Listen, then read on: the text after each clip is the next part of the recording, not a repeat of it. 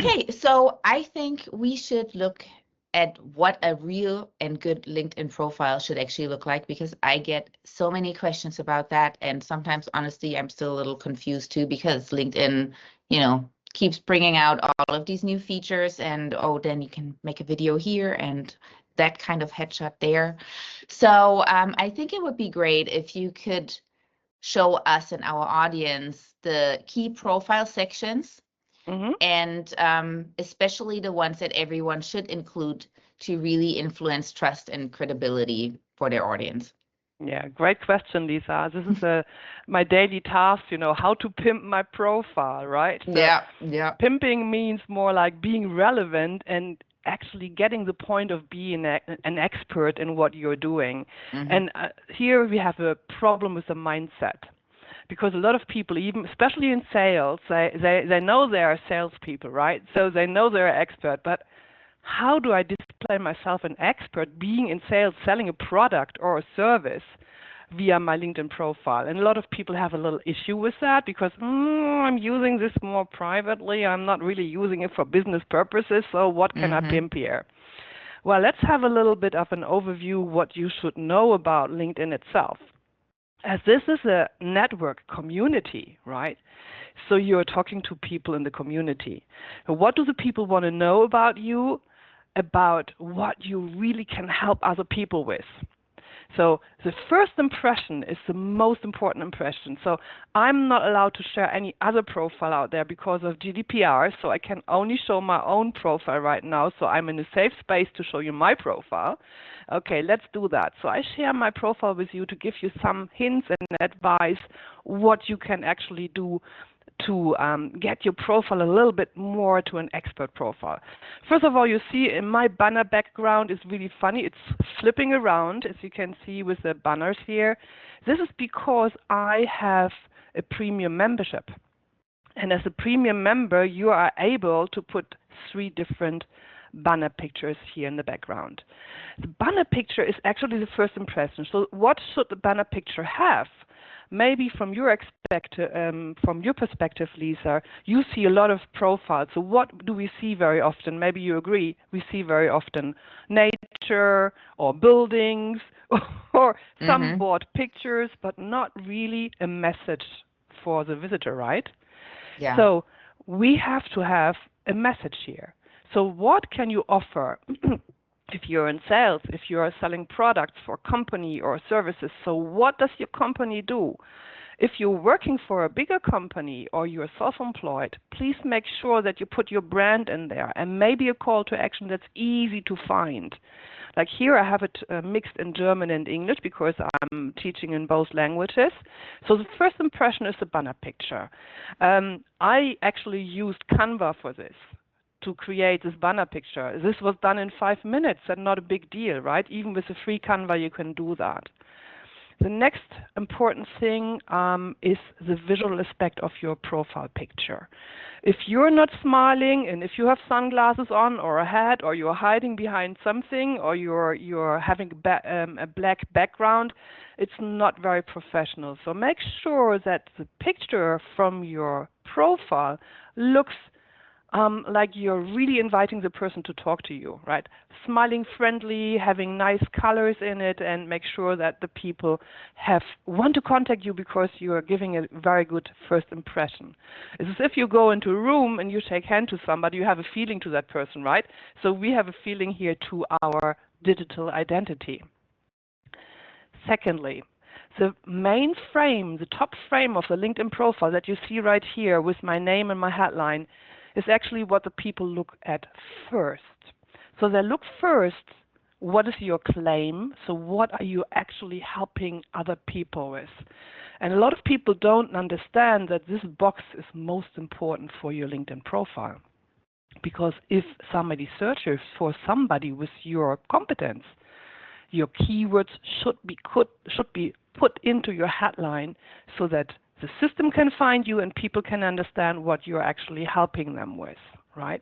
So the visual aspect and the headline is the most important for the first impression in your profile. Make sure that you're not overflowing it and that it's on the point. So nail it so your customers or people that come along understand what you are here for. I have one quick question there. Of course. So a lot of people have their title in there, right? So do you still recommend having a title in there, or do you really just want that claim? No. If you're employed in a company, you should always display your title and the brand, because people are looking for people with titles and they're looking for people in certain brands. So that should be part of your headline if you're working for a company. I'm self-employed, so I don't need that. So why should I say that I'm my own CEO? It doesn't matter, right? So, but of course, if you're in a company, you should display your title. When people look on mobile phones, they see only AT letters first, because it's much smaller on a mobile phone. So if you have a very important message, that should be in the first 80 letters of your headline, right? So you can play a little bit with it, but on the digital way, it's important that the first impression is customized for what you're offering, even if you're in sales for a company. A lot of people don't understand that this contact information box that you see right underneath my headline here is very important, because you can put links to your website here. You can put a call to action here. You can put even like a newsletter link or a blog link or anything in here, because everyone who comes to your profile can click in that and will see the 3 links that you can put in there for everybody that's visible.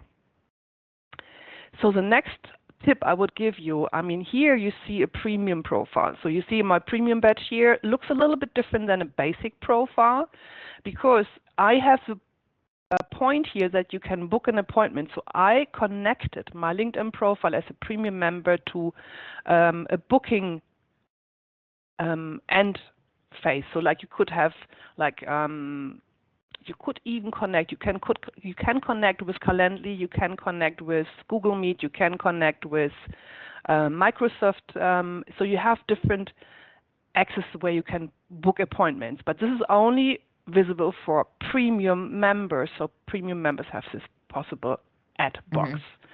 Normal basic members don't have that anymore. And so do you generally recommend having a premium account? Oh, that's a bigger story, Lisa. I think we should make a different session for that, because actually there's a lot of points around premium and not premium. Generally spoken, depends on what position you're in. If you're in deep sales and you do need a lot of cold outreaches and you need to do a lot of deep searches, then probably the Sales Navigator would be a good add-on after using every single backdoor of LinkedIn, but you have to know the backdoors, right? So this is a different story. Let's talk about it in another I'll write that down. I'll write that down for another session. I actually made a chart so you can see the differences between premium and basic, so we can talk about that. Perfect. So what is the next thing the visitor sees from outside? I'm in my preview of my own view, so I see my analytics. So the visitor won't see that. But the visitor sees as next your about box. And very often I see a terrible about box here. Terrible, why? Because a lot of people write here what they're good at and what they're experienced in and what they did in their business life. But if you're in sales, and we're talking specifically here for salespeople, if you're in sales, you have 3 lines here to attract your people to read further on. And if the first 3 lines don't hit the nail and they don't get you into that, so you don't really deliver something that they are really looking for, they will not go to see more. That's because people have no time, right? It has to be everything in 2 minutes. So if this is not appealing for being attracted to open up, the people won't open up. But if you manage to get a good entry here, then they probably open up to see more. And then very often I see like long texts, no paragraphs, no structure, nothing in there. The problem about the about box is it's a very old box. So the box actually never got a new makeover from LinkedIn. So we can't work with bold or with better structure. So we have to use actually emojis, which you can see here. I use emojis for a better structure. Unfortunately, this is still a very old feature, but I hope one day they will adapt this box to more new modern standards. In the moment, you have to use paragraphs and emojis to make it more appealing for your visitors. And if you're in sales, you have to get them on your journey. So what can you help them with? If you maybe have a tip that they can do right away, right now, and what are you offering, and what is your call to action? So give a clear call to action how they can reach out to you, because if they open up this box, they are strongly interested anyway. So then you should make it easy for them, like your telephone number or an email address or whatever you want to have for a call to action, right? Mm-hmm. So if the person goes further down in your profile, and this is we don't know, right? It depends on how the first entry is. Then you may want to connect services. If you are offering services in your position, you have to work your way through services. And maybe, Lisa, we make a special topic about services, because services itself is quite complex, and a lot of people don't understand how services work here on LinkedIn. So probably we put it on a special talk, right? Yeah. Okay, let's do that. Let's do that, because it might not be interesting for everyone, but Yes. everyone does need a good profile. So Absolutely, absolutely. So let's skip services, but what everybody can add to his profile is the featured box. The featured box is for your topic. So what are you writing about? Is there anything special the visitor should know? You can link to YouTube videos. You can link to web pages. You can link to call to action pages. You can link to your recent post. You can even connect your newsletter if you have one. So give some new topics, because some people come along not only one time to your profile, and they might look at your featured box and, what's she writing about? So what's the topics that she's in? What is she recommending me to look at, right? The problem with the featured box very often is if you go here to plus, you see that you can add your post, you can add articles, links, and media. If you add a link very often to your website, you maybe see a preview picture that's gray. So you have a link, you add a link, and then you don't have a proper preview picture. And you wonder why. This has to do with your website of the company, because very often, and I'm not kidding, Lisa, as well, big companies have no proper social media adjusted websites. So the website has no title picture. So that means the website team in the back forgot to put a title picture in that page. So LinkedIn can't pull up a picture and you can't use the link because you have a great picture. But you can adjust manually a picture if you have a picture that fits to the topic of the page you're linking to, right?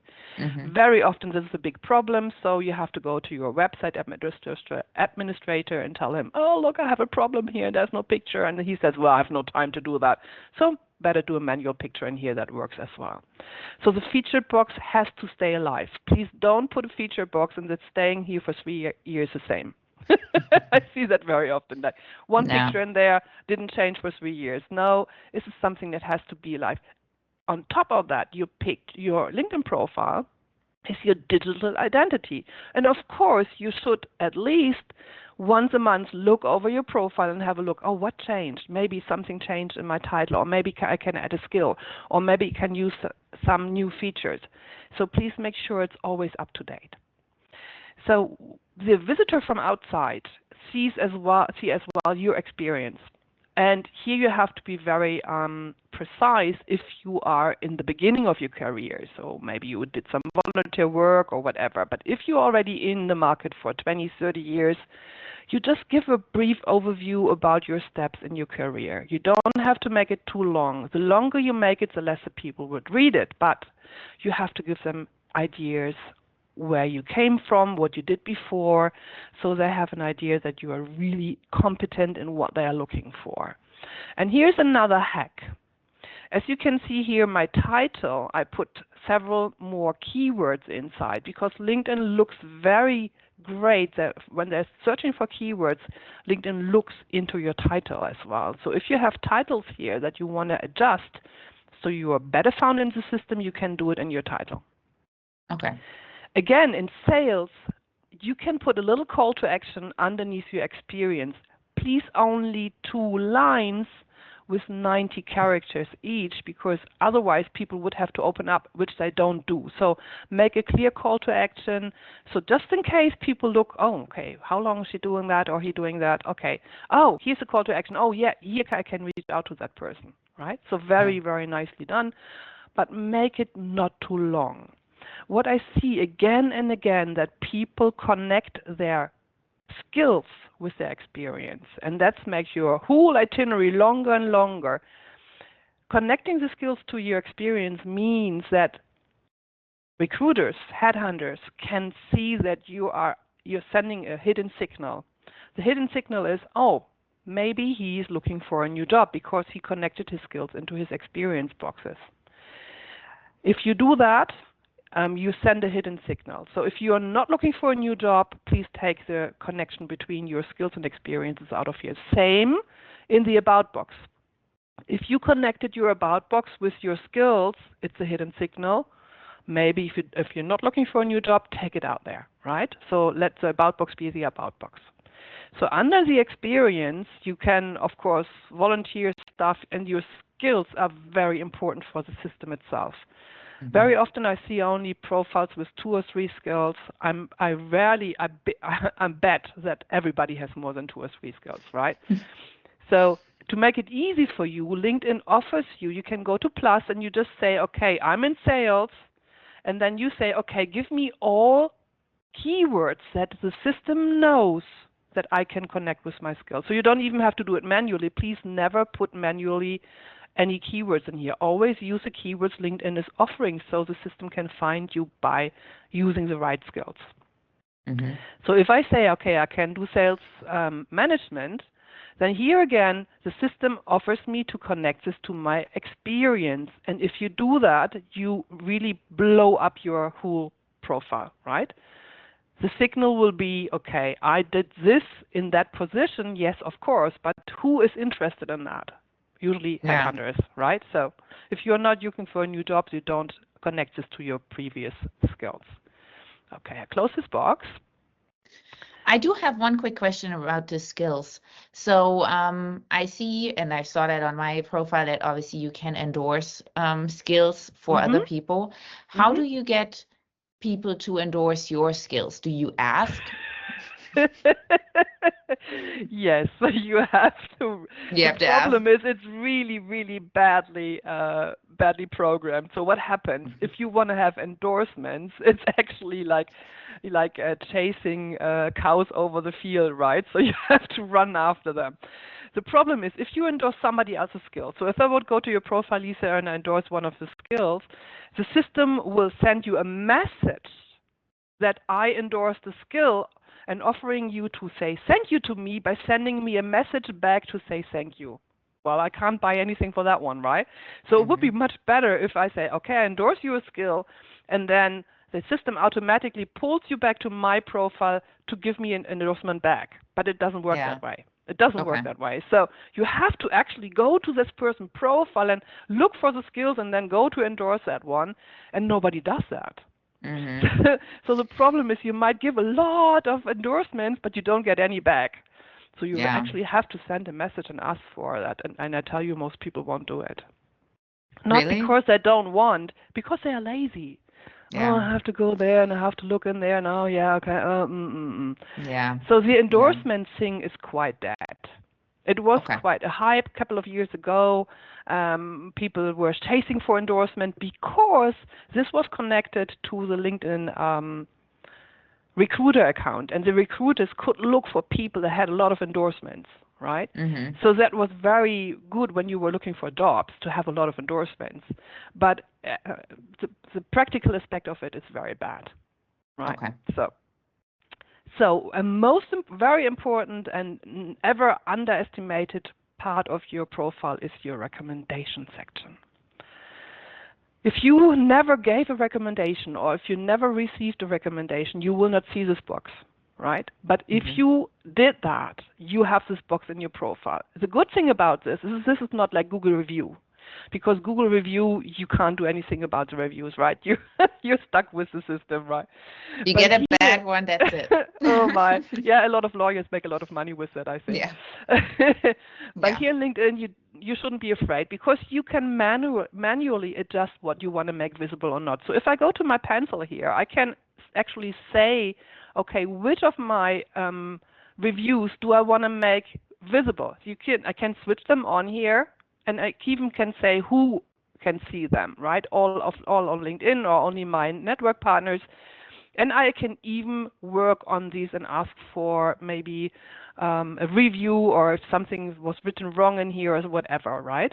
So I have a total control of what I ever received, what I gave, and what is still pending because people were not reacting on it. Recommendations are so important because this is a trusty network.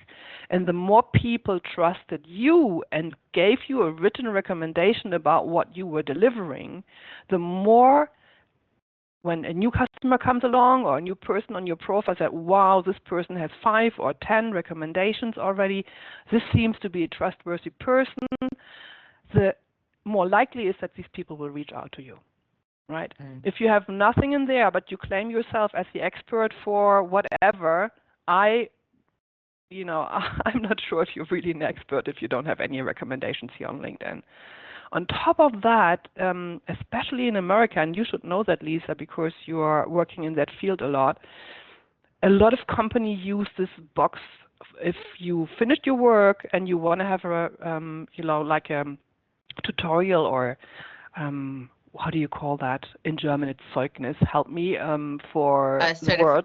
Like a certification. Yes, the work certification. A lot of companies use these boxes now for that. Okay. Yeah. So I saw a lot of people having from their management, they had recommendations in here, so they can help them with getting a new job. Right? It's really. Yeah.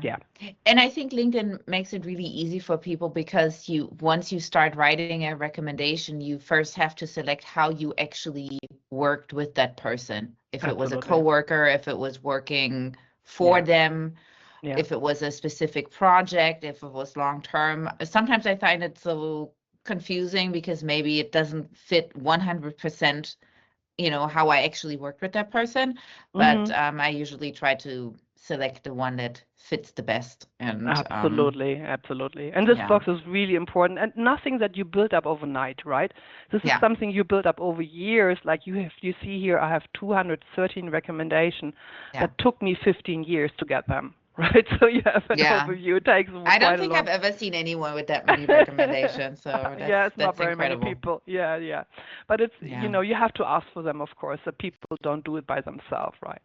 Yeah. So if you have done something like publications, you were writing something, or you can show something, or you speak more than one language, or you work for organizations, and all this you can add to your profile, but you don't have to, right? This is not. It's nothing that you have to have in there if you don't have it. So this is basically the tips I would like to give all the listeners and viewers today. Stand out for yourself, make a good first impression, and make sure that everybody who comes along understands you right from the first moment, and they understand what you're doing, and they either like you or they don't like you, and they look at you, seems to be a good person or not. So make sure that you come over very sympathetically, authentically, and competent, of course. Yeah, I think that's the most important part, definitely, to be authentic, because it doesn't really help you if you try to showcase a person on your LinkedIn profile, and then when you actually have a call with that person, that doesn't really match the picture. So, whether it's the actual picture or whether it's the kind of skills that please, no AI pictures. I mean, you can pimp a little bit, but if you are, my wrinkles are real, so I don't have to pimp them. I'm the age I am, so you should be recognizable. They should know who they're actually talking to. But whether it's with looks or skills, it should be authentic. And absolutely, thank you so much. You're welcome.